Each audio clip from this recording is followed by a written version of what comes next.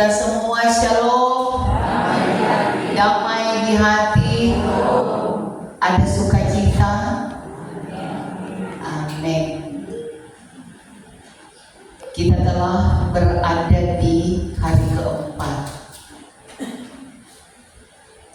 dalam sebuah catatan kehidupan kita tahun 2026. Sudah ke lembaran keempat, kita mencatat apa yang sudah kita lakukan dan buat. Ketika Tuhan percayakan, kita semua ada dan bisa menikmati tahun baru. Catatan-catatan itu yang tentu kita tulis dengan setiap pikiran, perkataan, dan tindakan kita sehari-hari. Untuk bisa melukiskan bagaimana sesungguhnya hari-hari kehidupan yang Tuhan beri untuk senantiasa menjadi hari yang berarti, hari yang menjadi berkat bagi diri kita sendiri, bagi keluarga, tetapi juga bagi jamaat dan masyarakat. Oleh karena itu, dalam bagian bacaan kita di malam hari ini, kita dihantar dengan bacaan dalam Efesus pasal 5 ayat 1 sampai 21. Merupakan surat istimewa karena Paulus menulis surat ini ketika ia ada di penjara. Surat kesaksian Paulus kepada jemaat yang di Efesus bahwa Paulus boleh dipenjarakan, tapi Injil harus terus diberitakan. Tidak dapat dibelenggu oleh apapun, dan Injil menembus batas-batas ruang dan waktu hidup manusia. Injil inilah yang diharapkan Paulus untuk bisa membentuk cara hidup, bahkan pola hidup jemaat di Efesus untuk menjadi penurut-penurut Allah. Karena menjadi penurut Allah adalah suatu bentuk ketaatan secara utuh bagi setiap orang yang percaya untuk menyerahkan seluruh totalitas hidup dalam pengambilan keputusan, apakah itu dalam pikiran maupun dalam hati kita, agar dalam mengambil keputusan itu selalu dituntut dalam kehendak, dalam kedaulatan, dan dalam otoritas Allah. Dan ini yang telah tergambar dalam kasih-Nya sebagaimana yang sudah Dia teladankan dalam diri Yesus Kristus. Dia yang telah datang, Dia yang telah menebus, dan Dia telah menyatakan kasih karunia-Nya yang sempurna dalam kehidupan manusia. Karena itu, saudara-saudara, Paulus adalah tokoh yang memiliki komitmen iman luar biasa. Yang dikatakan tadi bahwa sekalipun dia harus mati demi Kristus, tapi baginya hal itu merupakan suatu keuntungan. Sebuah pernyataan iman yang kuat dan kokoh, tangguh, yang bisa ia pertahankan dalam kehidupannya untuk betul-betul percaya kepada Tuhan yang telah menyelamatkan umat. Dia mengatakan bahwa penjara dapat membelenggu tubuhnya,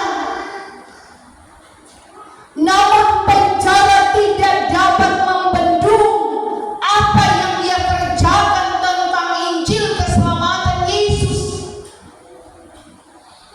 Bahkan kuasa apapun di dunia tidak dapat membatasi setiap pekerjaan Allah untuk memanggil orang-orang pilihan yang diutusnya dalam memberitakan Injil. Inilah yang harus disadari oleh setiap orang percaya yang menikmati keselamatan Allah melalui Yesus Kristus. Karena itu Paulus mengecam dengan keras sambil memperingatkan kepada jemaat di Efesus tentang moralitas yang harus tidak dapat dilakukan, seperti dalam ayat 3 sampai 7. Percabulan, kecemaran, persundalan, serakah, bahkan penyembahan berhala. Jelas dikatakan bahwa mereka yang masih hidup dalam percabulan, kecemaran, mereka tidak akan mendapat bagian dalam hal kerajaan Allah. Karena itu Paulus hendak menggambarkan bagaimana sesungguhnya hal kerajaan sorga atau hal kerajaan Allah. Akan dapat menunjukkan bagaimana sesungguhnya hidup dalam kekudusan Allah, hidup dalam kesalehan di hadapan Tuhan, dan jangan pernah kita menduakan Tuhan dalam kehidupan kita dengan hal-hal duniawi yang kadang kala menjebak dalam setiap komitmen iman kita,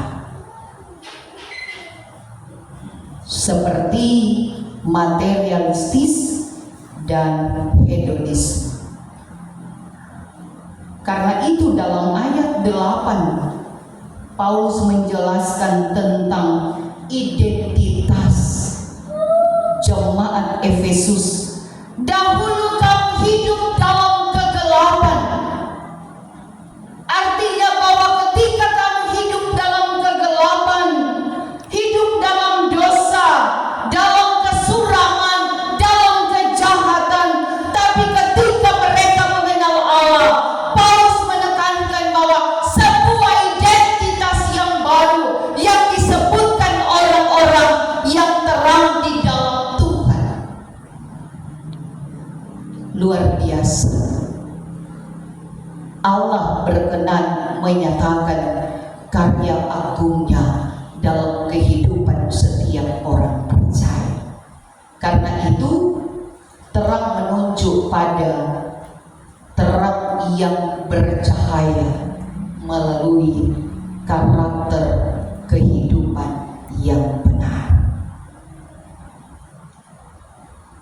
Setiap orang yang hidup berkenan kepada Tuhan hendaklah memiliki model dan gaya hidup yang didasarkan atas kasih Kristus,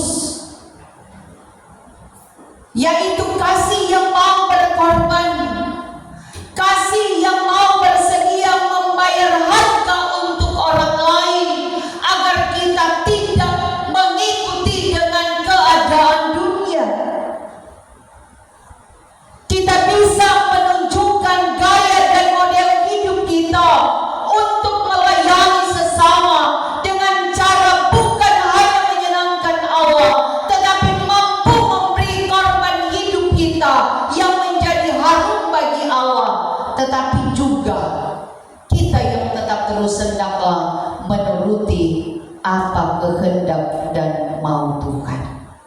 Karena itu di dalam ayat selanjutnya dikatakan perintah untuk hidup sebagai anak-anak terang yang ditandai dengan dahulu, sekarang, artinya bahwa dalam bentuk kehidupan yang tidak wajar, orang yang masih berkecimpung dengan dosa, so jelas dikatakan tadi, sampai orang mabuk dengan anggur tidak tertib dalam hidup yang memunculkan sebuah tindakan yang tidak berkenan kepada Tuhan, yang notabene sudah dijelaskan bahwa orang-orang seperti itu tidak memiliki kerajaan Allah.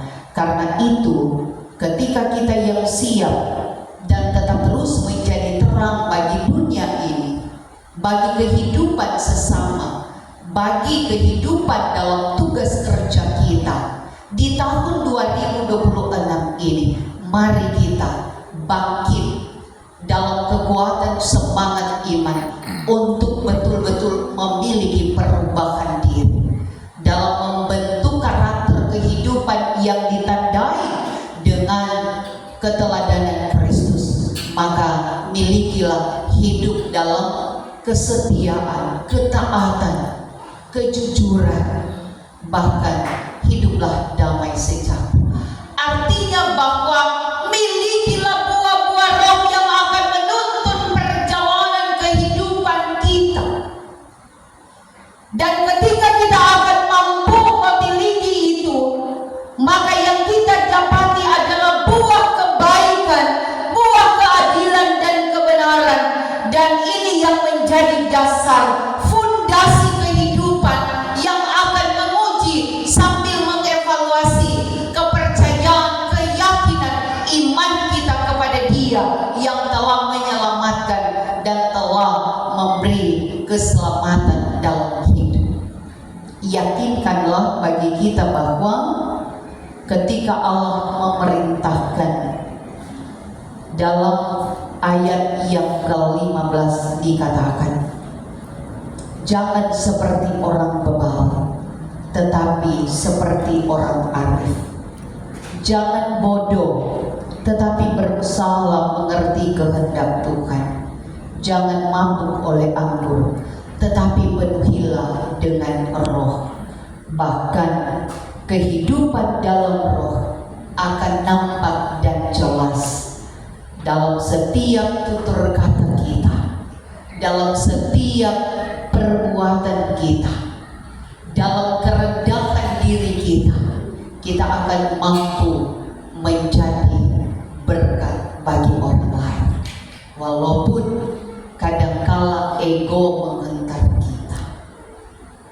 Secara pribadi kita mengandalkan dan menonjolkan kekuatan kita, tetapi ternyata makna firman Tuhan bagi kita, hendaklah kita menjadi orang yang arif dan bijaksana. Untuk segala sesuatu kita akan bisa mengenal siapakah Dia Yesus yang telah menyelamatkan kita, dan siapakah diri kita, dan siapakah sesama kita dalam komponen kebersamaan sebagai satu di dalam warga kerajaan Allah.